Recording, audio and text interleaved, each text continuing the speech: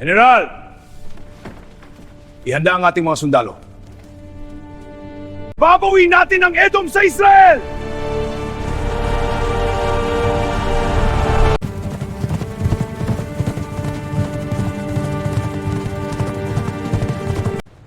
Isampa lahat ng troso at dalhin kay Haring Solomon.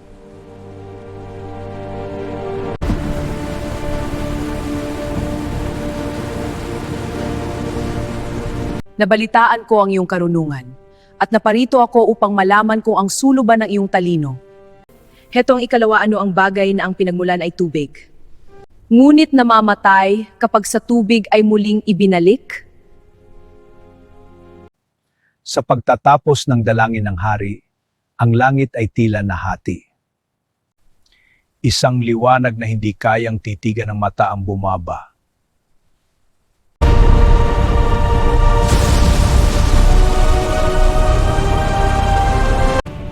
Hindi kami makakita! Ang kaluwalhatian ng Panginoon ay pumuno sa templo!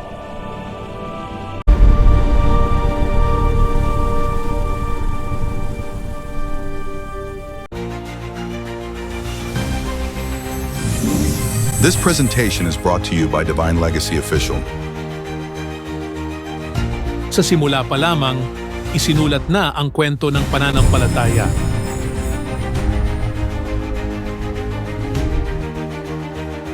Isang kwentong naglalakbay mula sa hardin ng Eden, kung saan sina Adan at Eva ay nagkamali. Patungo sa panahon ng malaking baha ni Noah,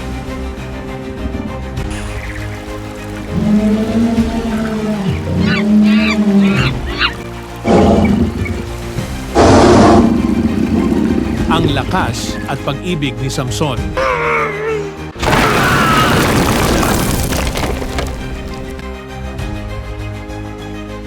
Ang tapang ni David laban kay Goliath.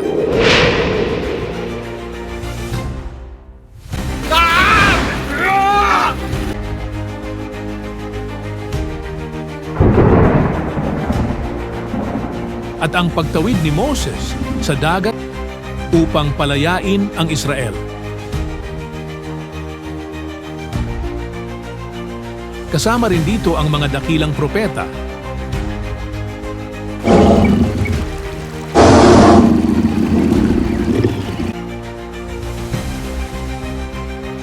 Ang mga hari. Ito ang kwento ng pag-ibig, pagsubok, at tagumpay. Ang kwento ng ating pananampalataya. Ito ang Divine Legacy Official. The Bible Story. Simulan natin ang paglalakbay. This video is part of the Divine Legacy Official channel, featuring Tagalog-dubbed Bible storytelling with unique AI visuals, narration, and original and arranged music for faith and inspiration. Mahal ka ng Diyos, David. Itinaguyod mo ang kaharian ng Diyos dito sa lupa. Palakasin niyo ang isa't isa. Magkakaroon pa kayo ng isang anak.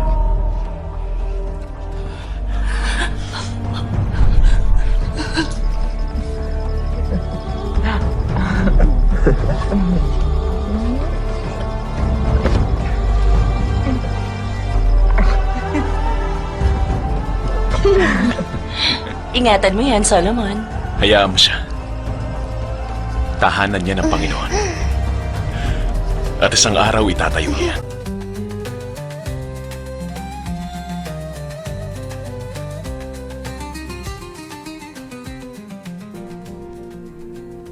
Sa loob ng Jerusalem, ang matandang haring si David ay naghihintay na lamang ng kanyang huling sandali. Mahal na hari, ang pangako mo kay Solomon, huwag mong hayaang maagaw ng iba ang kanyang itinakdang korona. Sa labas, ang mapagmataas na si Adonias ay naghahanda na para sa kanyang sariling koronasyon. Ako ang susunod na hari! Ipagdiwang ang aking pangalan! Habang ang hari ay mahina na, si Adonias ay naghanda ng isang piging. Inihayag niya ang kanyang sarili bilang bagong hari. kasama ang general na si Joab at ang paring si Abiar. Ipagdiwang ako na ang susunod na hari! Ngunit sa utos ni David, mabilis na kumilos sina Propeta Nathan at Zadok. Isinakay nila si Solomon sa banga ng hari at dinala sa bukal ng gihon upang hirangin. Bilang isang propeta ng Diyos, ikaw Solomon ay binabasbasan ko bagong hari ng Israel. Ang hiyawan sa gihon ay umabot sa piging ni Adonias. Ang kagalakan ay napalitan ng takot. Nang malaman nilang ang tunay na pinili ni Haring David ay nakaupo na sa trono. Naririnig niyo ba yun, ang mga trompeta? Merong ng bagong hari!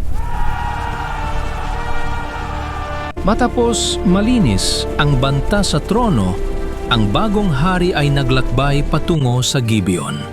Hindi upang magpakitang gilas, kundi upang magpakumbaba sa harap ng may likha.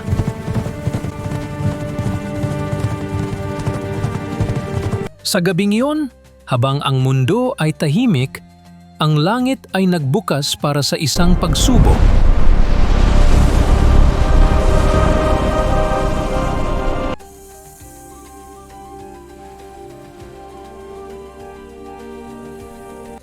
Solomon, hilingin mo ang kahit anong nais mo at ibibigay ko ito sa iyo.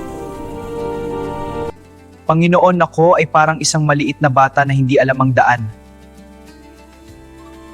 Bigyan ninyo ako ng matalinong puso upang malaman ang tama at mali at pamunuan ang iyong bayan ng may katarungan. Dahil hindi ka humingi ng yaman o kamatayan ng iyong mga kaaway. Solomon, ibibigay ko ang hiling mo, higit sa lahat ng tao. Ikaw ang magiging pinakamatalino.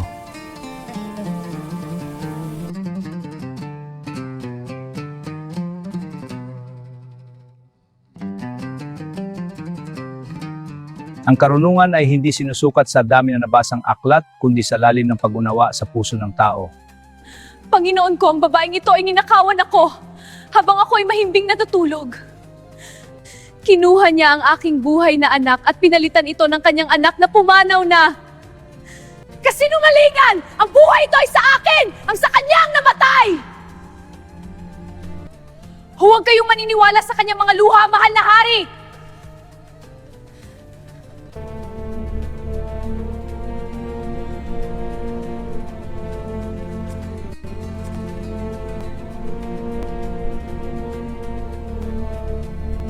Walang saksi sa inyong silid. Walang makakapagsabi kung sino ang nagsasabi ng totoo. General, ilabas mo ang iyong espada.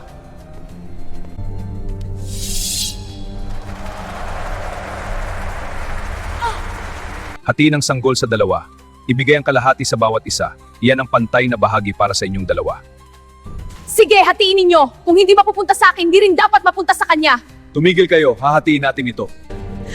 Please, isinasamo ko sa inyo, Panginoon ko! Huwag ninyong patayin ang bata!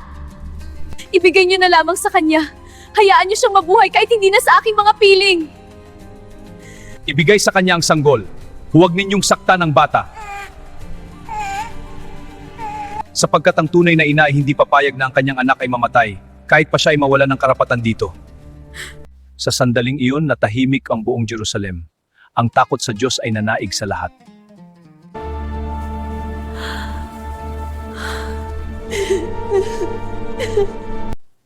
Ang isang hari ay naaalala hindi lamang sa kanyang mga salita, kundi sa mga pundasyong kanyang itatayo. Ang pangako ni David ay kailang matupad. Isang tahanan para sa Ark of the Covenant, isang monumento ng pananampalataya.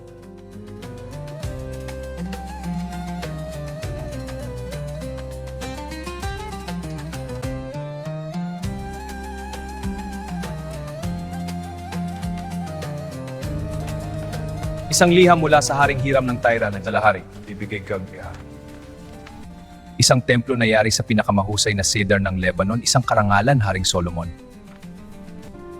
Ang aking mga tao ay eksperto sa pagputol ng kahoy at paglilok ng bato.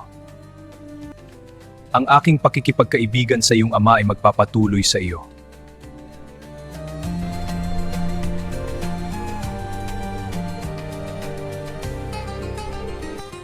Isampa lahat ng troso at dalhin kay Haring Solomon. Pupuntahan natin ang bundok ng Moriah. Mahal na Haring Solomon, narito Panginoon. Maaari nating talakayin ang mga detalye. Mahal na Hari, 30,000 manggagawang nakahanda, 70,000 tagapasan, at 80,000 tagatibag ng bato sa kabundukan. Ngunit ang tanong ng marami, kailan tayo magsisimula? Hindi tayo nagtatayo ng isang gusali lamang, nagtatayo tayo ng tahanan para sa presensya ng makapangyarihan. Bawat bato ay dapat putulin ng perpekto sa labas pa lamang ng lungsod, sa oras na dalhin sila rito. Walang tunog ng maso o anumang bakal ang dapat marinig sa loob ng sagradong lupain.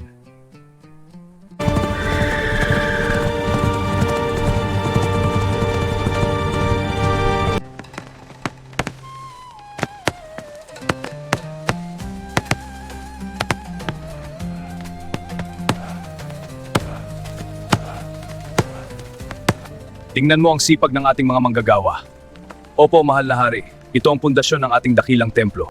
Dito ang Holy of Holies. Ang mga dingding ay babalutin ng purong ginto. Ang mga pintuan ay ilililok ng mga kerubin, puno ng palma at mga bukaka na bulaklak. Walang bahagi ng bato ang dapat makita, lahat ay dapat magningning.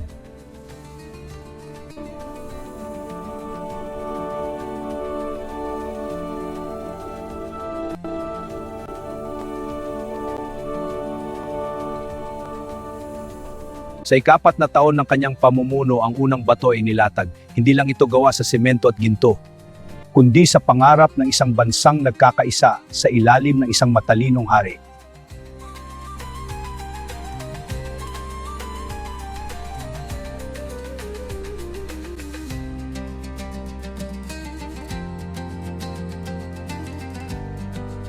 Sa paglipas ng mga taon, ang pangalan ni Solomon ay umabot sa malalayong lupain. Ngunit para maitayo ang pinakamarangyang templo sa balat ng lupa, kailangan niya ang higit pa sa ginto, kailangan niya ang tibay ng Lebanon.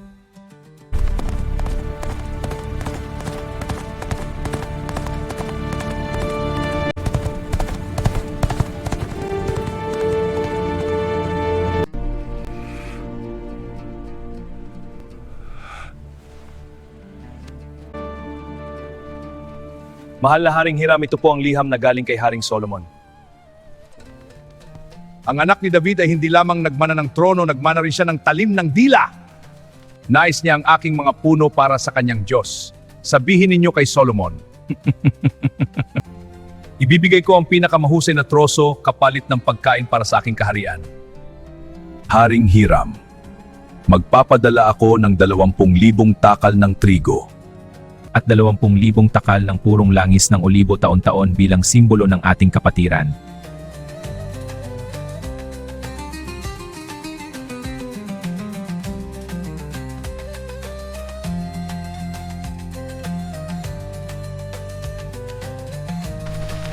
Bantay! Babagsak na ang higante! Libu-libong mga manggagawa ang ipinadala ni Solomon sa Lebanon.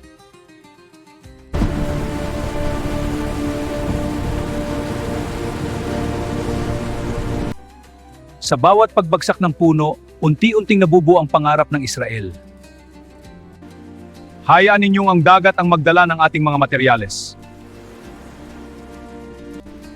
Ipagawa ang mga balsa at dalhin ang mga ito sa Jaffa.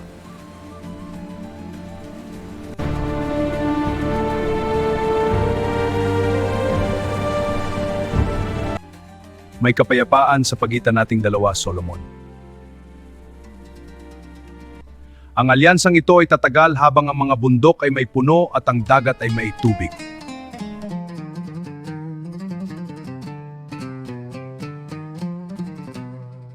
Ang karunungan ni Solomon ay hindi lang para sa paghatol, kundi para sa pagbuo ng mga tulay sa pagitan ng mga bansa. Ang Golden Era ay hindi lang dahil sa ginto, kundi dahil sa pagkakaunawaan. Hiram, our prosperity is at its height. Indeed, Solomon, our alliance builds a legacy to our shared future.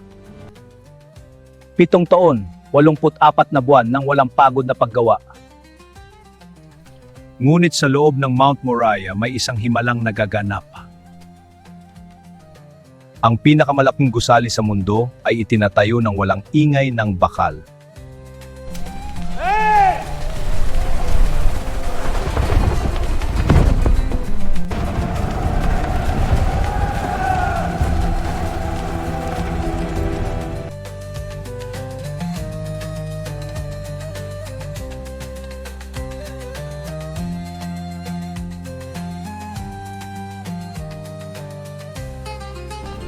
Takpan ang bawat hibla ng kahoy. Walang bahagi ng sedro ang dapat makita. Ibalot ang lahat sa ginto ng Ophir. Ang bahay na ito ay dapat maging salamin ng kaluwalhatian ng langit dito sa lupa.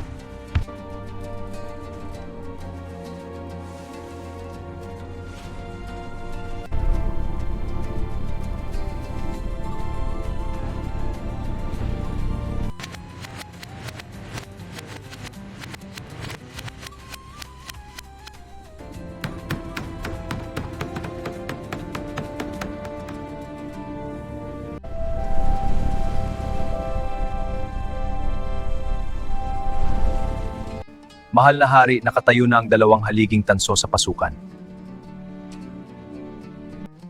Tatawagin natin silang Jachin at Boaz, ang katatagan at ang lakas. Hindi lamang gusali ang sining, ang loob ay pinuno ng mga sisidlang tanso. Ang gintong hapag ng tinapay at ang 10 gintong kandelabra.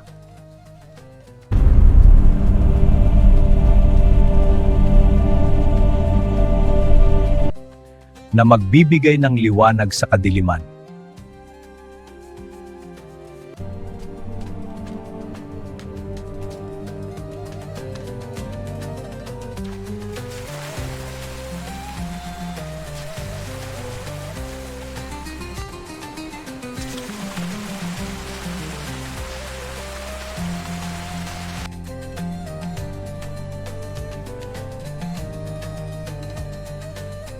Pitong taon na ang lumipas. Ang bahay ay handa na. Ngayon ang huling hakbang, ang pagpapasok sa Kaba ng Tipan. Sa wakas, ang pangarap ni David at ang karunungan ni Solomon ay nagtagpo. Sa isang rurok ng arkitektura, ang Israel ay hindi na lamang isang kaharian. Ito na ang sentro ng espiritualidad ng mundo.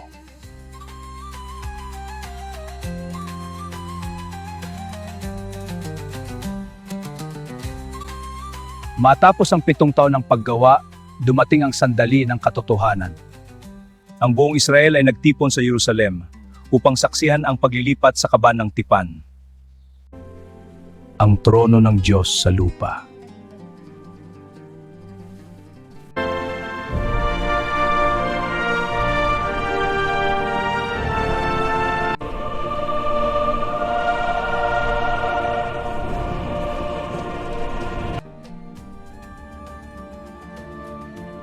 Panginoon Diyos ng Israel, walang Diyos na katulad mo sa langit o sa lupa. Ngunit tunay bang mananahan ng Diyos sa lupa? Ang langit, kahit ang pinakamataas na langit, ay hindi ka kayang magkasya. Gaano pa kaya ang bahay na ito na aking itinayo? Sa pagtatapos ng dalangin ng hari, ang langit ay tila nahati. Isang liwanag na hindi kayang titigan ng mata ang bumaba. Diyos, dinggin mo ang aming panalangin.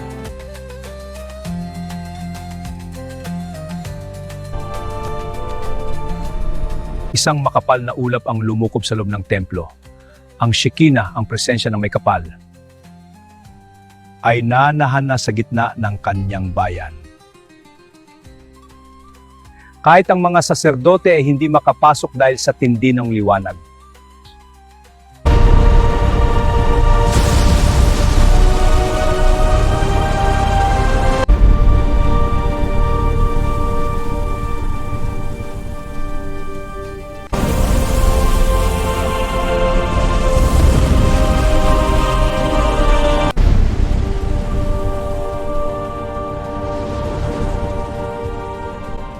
Hindi kami makakita. Ang kaluwalhatian ng Panginoon ay pumuno sa templo. Purihin ang Panginoon sapagkat tapat siya sa kanyang pangako. Ngayong araw, ang Israel ay naging tahanan ng Diyos.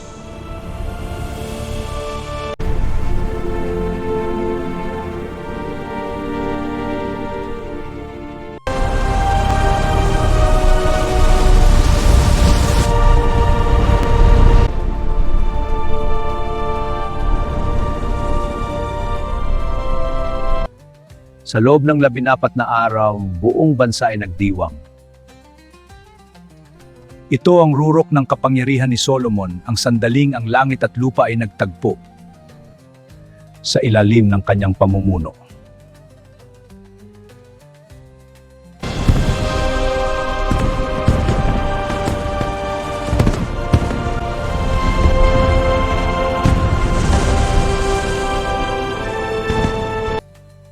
Hindi nakulong sa mga pader ng Jerusalem ang ambisyon ni Solomon. Tumingin siya sa abot, tanaw ng dagat.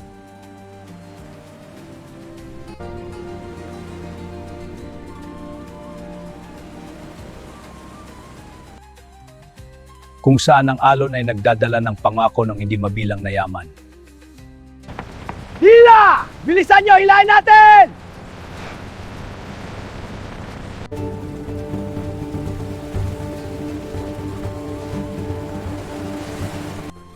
Ang aking mga tauhan ay marunong sa lupa, ngunit ang iyong mga tauhan ay hari ng karagatan. Maglayag tayo ng magkasama. Ang mga barko ng Tarshish ay magiging tulay natin sa dulo ng mundo. Isang kasunduong ginto ang kapalit, Solomon, ang aking mga mandaragat at ang iyong kapital. Walang sinuman sa Ehipto o Assyria ang makakapantay sa ating flota. Dito tayo maglalakbay papunta ng Ophir. Ophir, magandang balita. Tumpak, ito ang ating landas. Sundin natin. Dito natin makukuha ang mga ginto ng Ophir. Na tuwing 3 taon ang mga barko ay nagbabalik, hindi lang isda ang kanilang dala, kundi ang mga kayamanang hindi pa nakikita ng mga mata ng mga Israelita.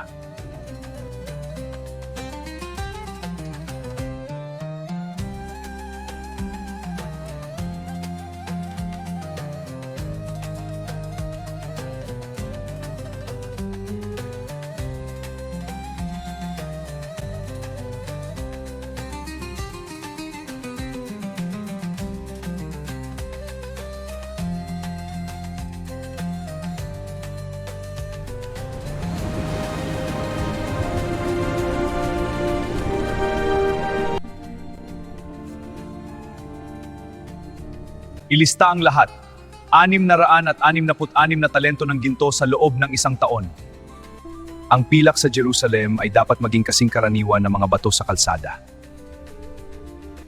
Panginoon, ang iyong yaman ay wala ng katulad. Ang bawat bansa ay nagbabayad ng tributo sa iyo. Napakarami pong ginto, mahal na hari. Tunay nga. Ang Israel ay naging sentro ng komersyo sa buong mundo. Ngunit sa likod ng bawat gintong barya, may bigat na kailangang dalhin. Ang rurok ay narating na. Ano ang susunod para sa haring may lahat na ng bagay?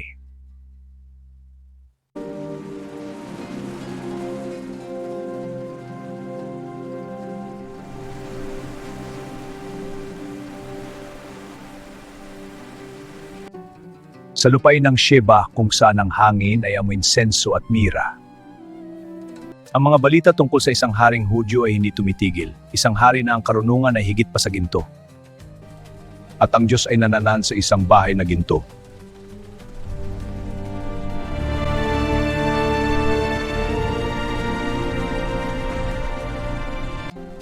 Sinasabi nilang walang tanong na hindi niya kayang sagutin.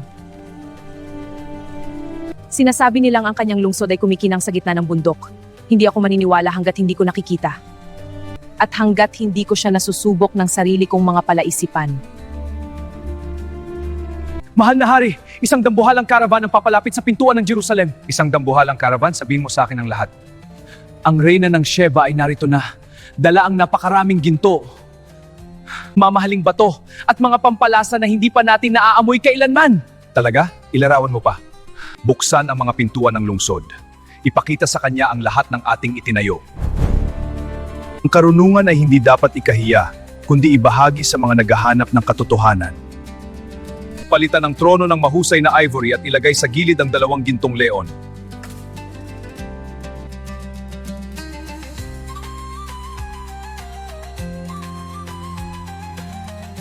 Hindi ito paghaharap ng mga hukbo, kundi paghaharap ng mga kaisipan. Ang reyna ng Timog ay dumating hindi para sumakop, kundi para matuto. Mahal na Haring Solomon, paparating ang Reyna Sheba.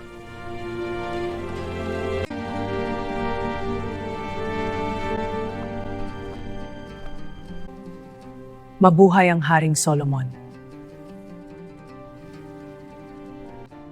Maligayang pagdating, Reyna ng Timog. Ang layo ng aking nilakbay ay tila naging maikli dahil sa pagkamangha ko sa iyong lungsod. Ngunit hindi ang ginto o ang mga pader ang dinala ko rito, kundi ang uhaw para sa katotohanan. Nabalitaan ko ang iyong karunungan, at naparito ako upang malaman kung ang suluban ng iyong talino ay kasing liwanag ng balita sa malalayong lupain. Ang karunungan ay hindi pag-aari ng isang tao, kundi isang regalo mula sa itaas na dapat ibahagi. Ang aking palasyo ay bukas para sa iyong mga katanungan. Huwag kang mag-atubiling ilahad ang bawat palaisipan na nagpapabigat sa iyong isipan. Dito, ang katotohanan ay walang itatago. Haring Solomon, may dala akong mga katanungan na nagpahirap sa aking mga pantas. Kung tunay ngang ang iyong Diyos ay nagbigay sa iyo ng karunungan, sagutin mo ito.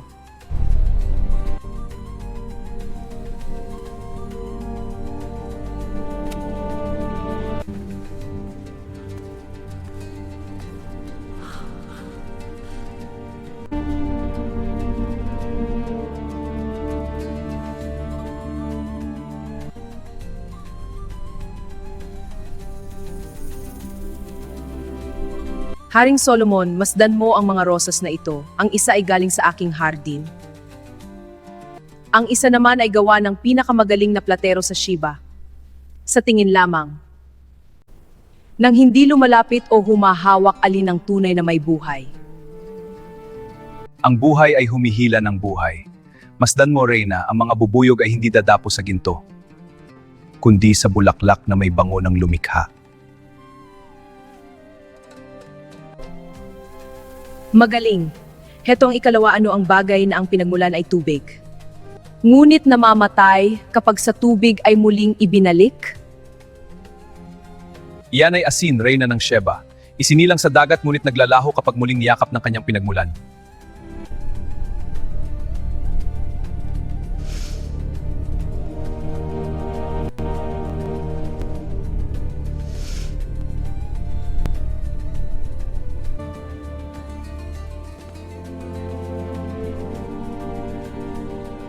Narito ang 10 lalaki at 10 babae. Lahat sila ay nakasuot ng damit panlalaki. Tukuyin mo kung sino ang mga dalaga at sino ang mga binata nang hindi sila hinahawakan o tinatanong. General, magdala rito ng lalaking palanggana ng tubig. Atasan silang lahat na maghugas ng kanilang mga kamay at mukha. Habang naguhugas ang mga bata, ay pinagmasdan ni Haring Solomon. Ang mga lalaki ay nagkukuskus ng mukha ng padalos-dalos. Ngunit ang mga babae ay maingat at banayad ang bawat dampi. Dahil sa likas na pagnanais na protektahan ang kanilang kagandahan, ihiwalay ang mga maingat silang yung mga dalaga. Totoo ang balita na aking narinig sa aking lupain, ngunit kahit ang kalahati ay hindi nasabi sa akin. Ang iyong karunungan at ang iyong kayamanan ay higit pa sa lahat ng kwentong nakarating sa akin. Ang karunungan ay hindi akin, Reyna. Ito ay ilog lamang na dumadaloy mula sa itaas. Ako ay sisidlan lamang. Tumayo ka, Reyna ng Sheba. Sa araw na yun, ang tagisan ng talino ay naging simula ng isang malalim na pagkakaibigan. Ang ginto at pampalasang Sheba ay binigay sa Israel, at ang karunungan ng Israel ay dinala patungo sa Sheba. Haring Solomon, ang karunungan mo ay umaabot hanggang sa akin. Reyna ng Sheba, Salamat na hari. hindi sapat ang mga bugtong upang makilala ang hari. Inilabas ni Solomon ang Reyna. Ang bango ng kagubatan ay tila dinala mo sa loob ng iyong palasyo, Solomon. Ang bawat sulok ay kumikinang, at ang bawat kahoy ay tila may buhay. Ngunit hindi lang ang gusali ang nakakamangha, kundi ang disiplina sa loob nito. Mula sa pagkaing nakahain hanggang sa pananamit ng mga tagapagsilbi, ang lahat ay nasa perpektong kaayusan.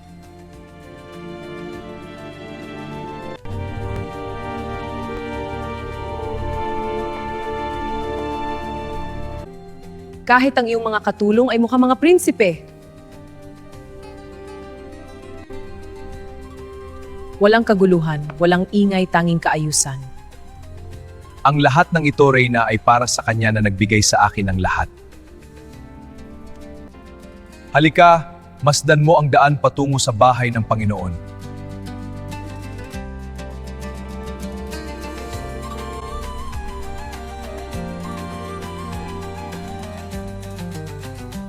Nang makita ng Reymang maringal na hagdanan patungo sa templo, at ang mga sakripisyong iniaalay ng may kabanalan, nawalan siya ng hininga. Noong una, hindi ako naniwala sa mga balita. Ngunit ngayon, nakikita ko na kahit ang kalahati ay hindi nasabi sa akin. Higit pa ang iyong karunungan at kayamanan kaysa sa lahat ng aking narinig. Mapalad ang mga taong nakapaligid sa akin, hindi dahil sa ginto, kundi dahil naririnig nila ang karunungan ng Diyos araw-araw.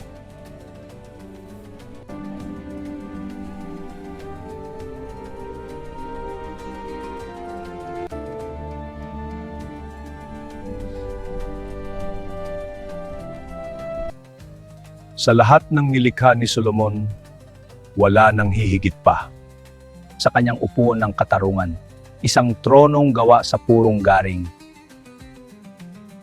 na binalot ng pinakamalinaw na ginto mula sa Ophir.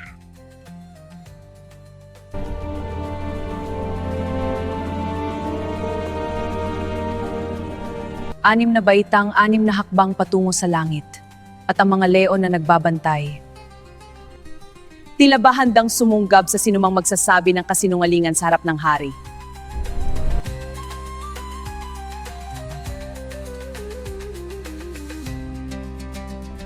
Haring Solomon, bago ako lumisan, bigyan mo ako ng isang salita na madadala ko sa aking kaharian. Isang karunungang hindi kumukupas tulad ng ginto.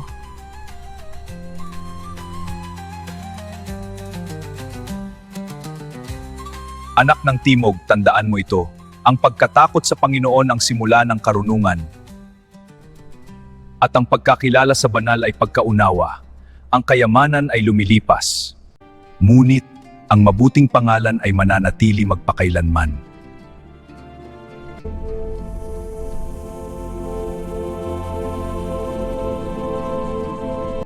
Nagpalitan sila ng mga regalo na hindi pa nakikita sa kasaysayan ng Israel. Ngunit ang pinakamahalagang dinala ng Reyna pauwi ay hindi ang ginto, kundi ang pagkilala sa Diyos ni Solomon. Pinagpalang iyong mga tauhan, at pinagpala ang Panginoon mong Diyos na naglagay sa iyo sa tronong ito.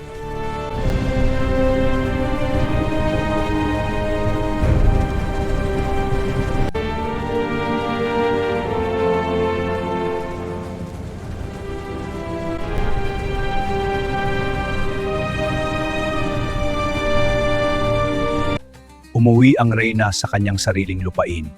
Ngunit sa rurok ng tagumpay na ito, isang anino ang unti-unting gumagapang sa puso ng hari. Ang gintong nagdala ng ningning ay magdadala rin ng bigat na hindi niya inaasahan.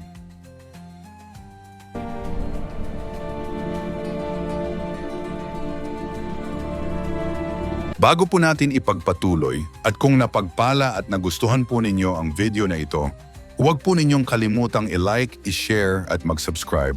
Malaking tulong po ito para sa katulad kong content creator at upang mas marami pa tayong maaabot at mabahagi na ng salita ng Diyos. Maraming salamat po. Sa kabila ng kanyang karunungan, naniwala si Solomon na mapapanatili niya ang kapayapaan. Sa pamamagitan ng alyansa at ang bawat alyansa ay selyado ng isang kasalan.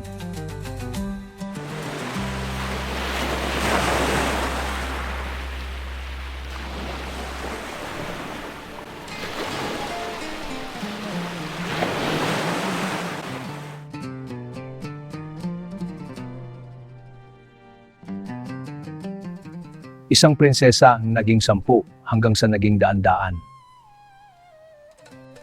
Ang palasyo ay napuno ng iba't ibang wika, iba't ibang kultura at iba't ibang pananampalataya. Ang kapayapaan ay may presyo kung ang pagpapakasal sa kanila. Ang magpapatigil sa digmaan, gagawin ko ito para sa Israel. Si Solomon, habang nakatingin sa kanyang malawak na hardin na puno ng mga asawa mula sa Moab, Ammon at Edom. Ngunit ang bawat banyagang asawa ay may dalang hindi lamang regalo, kundi ang kanilang sariling mga Diyos. Unti-unti. Ang pusong dating nakatitig lamang sa langit ay nagsimulang lumingon sa lupa.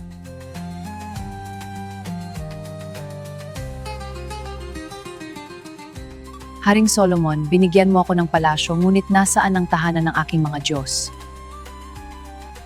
Hindi ba dapat igalang din ang aking pinagmulan?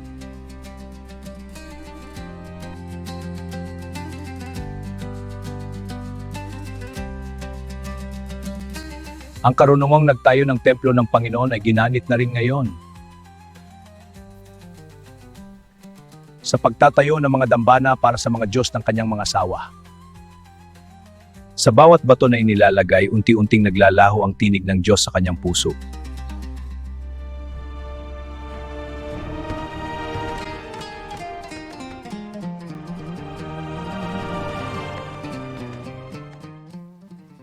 Hindi ito nangyari sa isang gabi. Ito ay bunga ng libu-libong bulong sa dilim.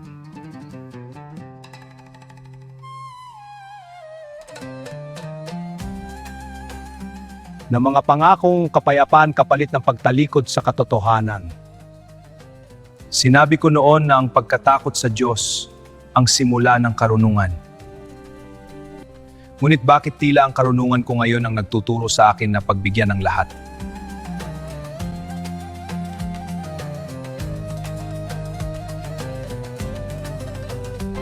At lumipas ang panahon.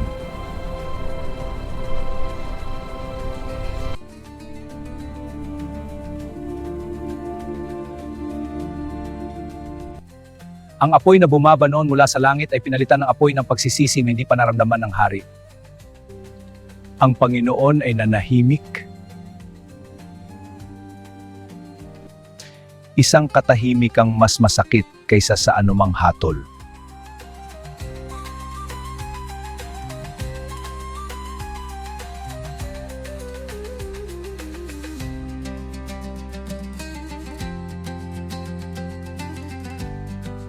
Sa loob ng maraming taon na nahimik ang mga kaaway ng Israel sa takot kay David.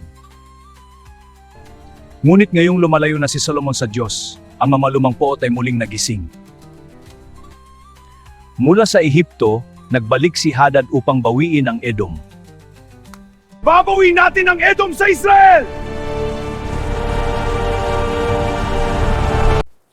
Sa Hilaga ang dating takas na si Rezon ay naging hari ng Damascus. Ang kanyang presensya ay parang tinik sa lalamunan ng Israel, pinuputol ang mga daan ng kalakalan.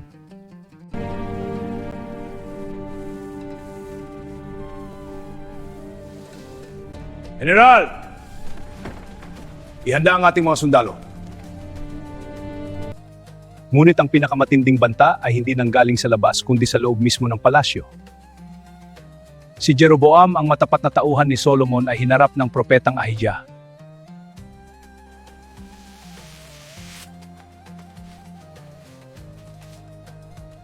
Kunin mo ang 10 piraso, sapagkat ganito ang sabi ng Panginoon. Aagawin ko ang kaharian mula sa kamay ni Solomon.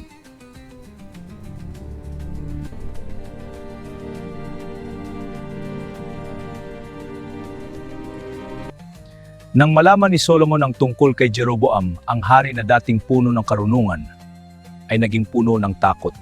Ang kamay na nagtayo ng temple ay ngayon ay naghahanap ng dugo. Hulihin si Jeroboam at patayin.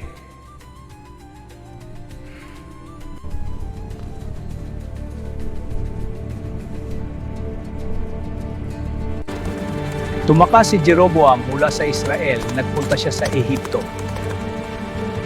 Sa pagtatapos ng kanyang buhay, lumingon si Solomon sa kanyang mga ginto, sa kanyang mga asawa at sa kanyang mga gusali. Ngunit sa halip na ligaya, ang naramdaman niya ay isang malalim na kawalan.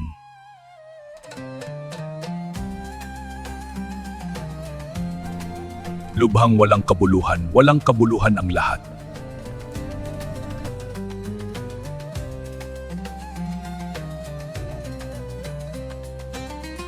Kinuha niya ang panulat hindi upang gumawa ng mga bagong batas, kundi upang iwanan ang isang babala sa susunod na henerasyon. Ang karunungan ay walang saysay kung wala ang takot sa Diyos. Ang huling aral ng pinakamatalinong tao sa mundo, takot sa Diyos. At pagsunod sa kanyang mga utos, ito lamang ang tanging mahalaga.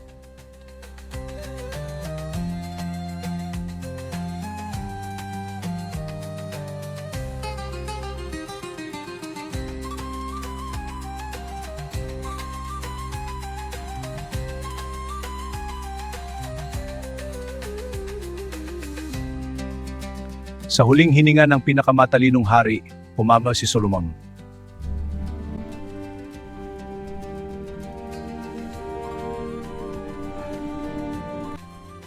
Ngunit ang kanyang pamana ay hindi lamang ginto at templo, kundi isang bansang pagod at puno ng hinanakit.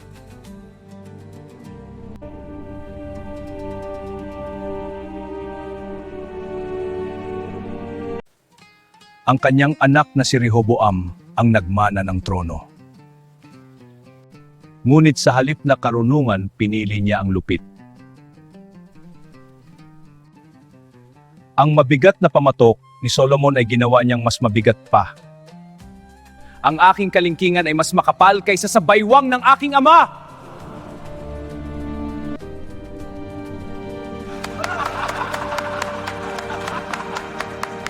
At sa isang iglap, ang Israel ay nagkawalay. 10 tribo ang sumunod kay Jeroboam sa hilaga, at 2 lamang naiwan sa timog. Ang kahariang pinagbuklod ni David ay tuluyan ng nagantay.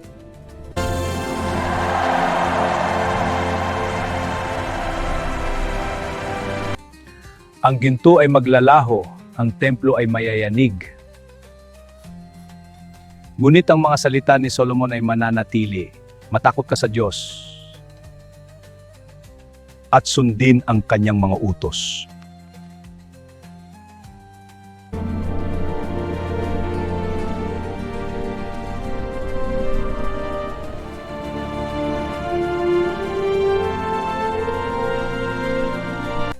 Nagwakas man ang kaharian ni Solomon, ang aral ng kanyang buhay mananatiling buhay sa atin.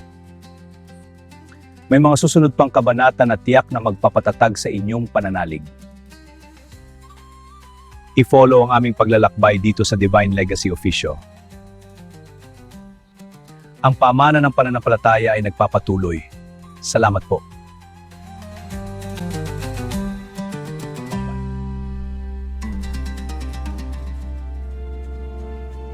Bago po natin ipagpatuloy at kung napagpala at nagustuhan po ninyo ang video na ito, huwag po ninyong kalimutang i-like, i-share at mag-subscribe.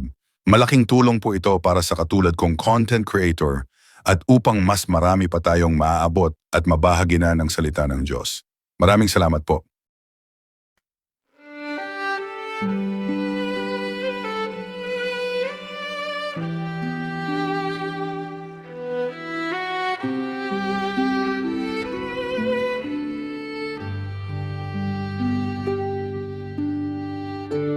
Panginoon, Ikaw ang pinagmumulan ng karunungan. Ang tao'y maraming nalalaman.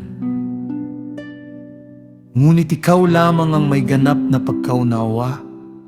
Sa harap mo, ang karangyaan ay tahimik at ang puso ng hari ay hubad. Ikaw ang nagbigay ng isip na umunawa ng hiwaga ng lupa at langit.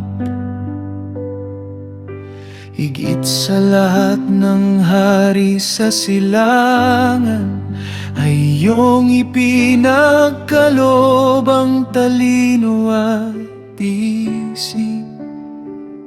Sinukat ko ang gawa ng tao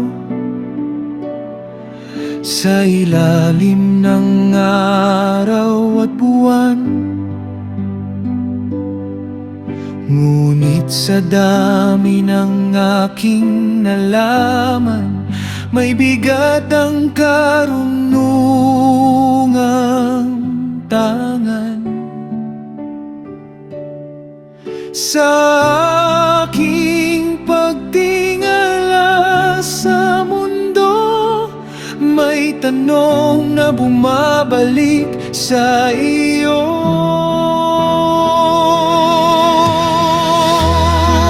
Sa harap ng karunungan, ako'y natutong yumuko. Ang yaman at kapangyarihan ay parang usok na naglalaho.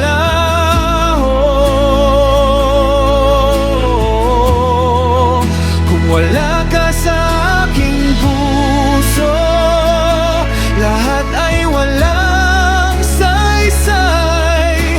Ikaw ang simula ng unawa at wakas ng aking landas. Nakita ko ang lahat ng gawain ng tao. Ang pagod, ang pagtatayo, ang tagumpay. Ngunit ang lahat ay lumilipas, parang hangin nang di nahahawakan. Tinipon ko ang pilak at ginto, itinayo ko ang mga palasyo.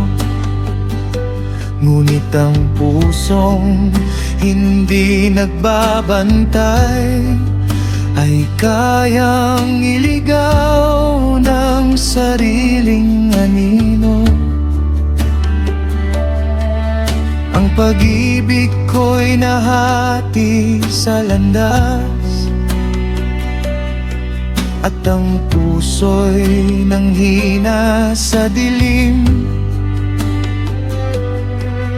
Ang templong para sa iyong pangalan ay muntik nang matabunan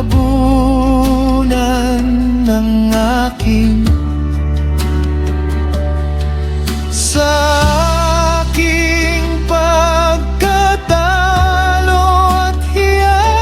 Ikaw pa rin ang aking nakita. Sa harap ng karunungan, ako'y natutong yumuko. Ang yaman at kapangyarihan ay parang usok na naglalaho.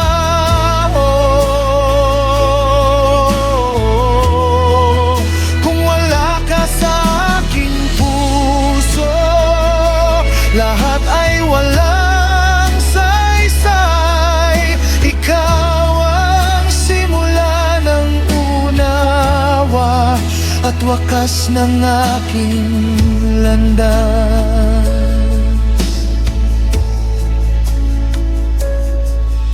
Ang pagkatakot sa Diyos, ang simula ng karunungan. Ang pusong mapagpakumbaba ay higit sa isip na puno ng kaalaman. Kung ang lahat ay lilipas, ano ang mananatili? Hindi ang trono, hindi ang ginto, kundi ang pusong sa iyo'y kumakapit. Ang gawa ng aking mga kamay, kung wala ka ay alikabok. Ngunit kung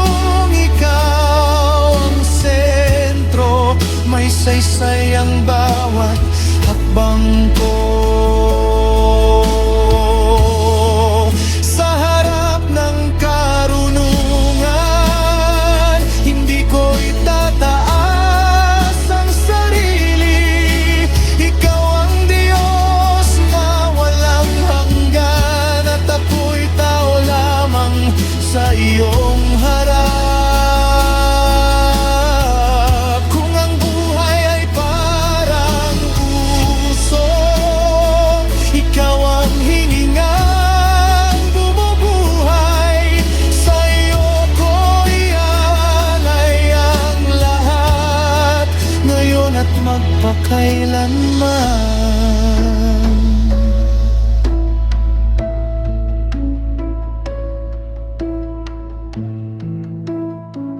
Matakot ka sa Diyos at sundin ang kanyang mga utos, sapagkat dito nagkakaroon ng saysay ang buhay. Ang awiting ito ay hatid sa inyo ng Divine Legacy Official. Kung nagustuhan ninyo ang kantang ito, huwag po ninyong kalimutang i-like, i-share at mag-subscribe sa aming channel. Pindutin din ang notification bell upang maabot pa natin ng mas marami pa sa pamamagitan ng mga awitin ng pananampalataya. Salamat po.